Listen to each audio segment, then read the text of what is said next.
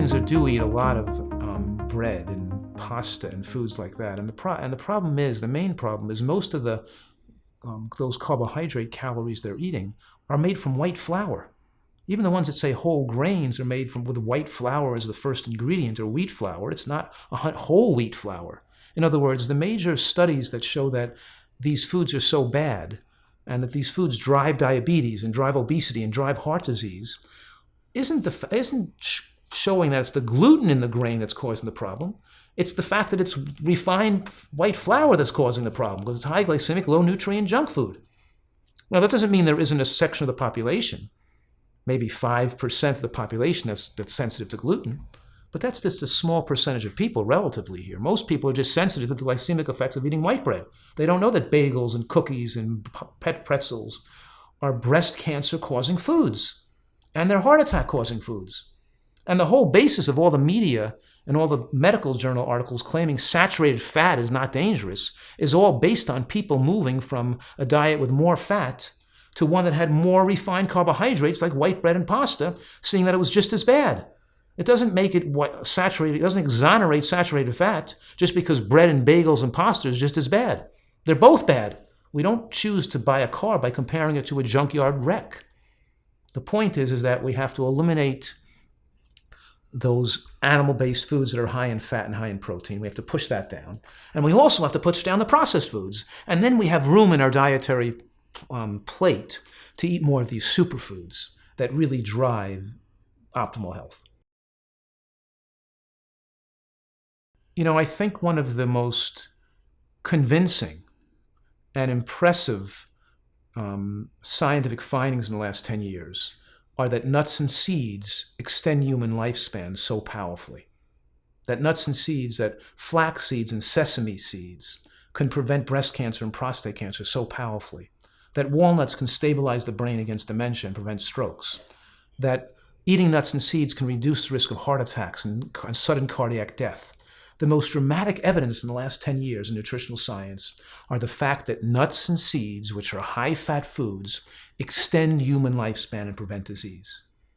They also facilitate the absorption of anti-cancer phytochemicals in other foods. That said, if you're eating walnut oil instead of walnuts, you're not going to get those benefits. If you're eating sesame seed oil instead of sesame seeds, you're not going to get those benefits. And if you're pouring oil over your food, you're going to have being exposed to too many calories, and you're not going to have caloric room to put the nuts and seeds in your diet. The point is to get most of your fat from whole plant foods, the whole plant, because that's the way nature designed it. When you eat the whole sesame seed, the whole almond, the whole walnut, then you get the lignans, the sterols, the stanols, the anthocyanins, the phytochemicals, the flavonoids that protect human health. Then you get and all those calories and all those fat calories don't come into the body, because those fibers and sterols and stanols bind them and carry them out into the stool. So all the calories in nuts and seeds are not biologically available.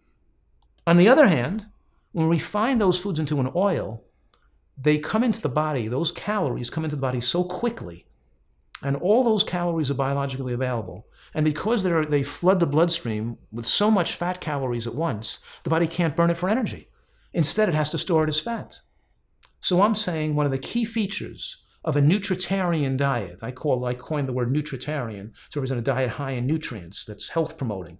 One of the key features is to substitute whole nuts and seeds as your source of fat, not oil.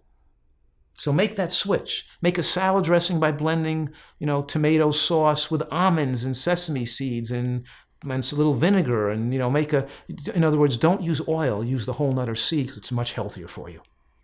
I want to make it clear that all oil is 120 calories a tablespoon, and most Americans consuming between 250 and 700 calories of oil a day. They're right around that 400 to 500 midpoint.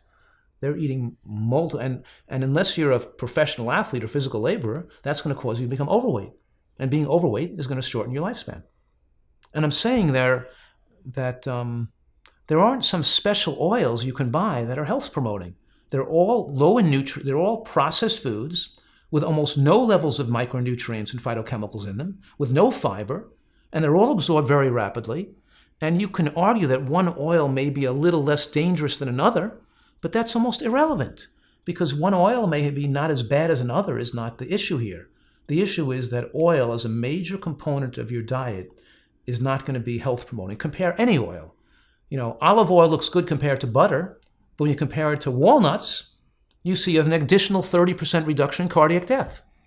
Coconut oil may be better than butter, but when you compare it to walnuts or sesame seeds, you're not going to see the reduction in cancers and heart attacks and strokes that's available when you eat the whole nut or seed as opposed to the processed oil from those nuts and seeds. The word oil, inherently in its definition, means it's an extracted or processed food. It's not a natural food. It doesn't behave in the body biologically like a natural food does.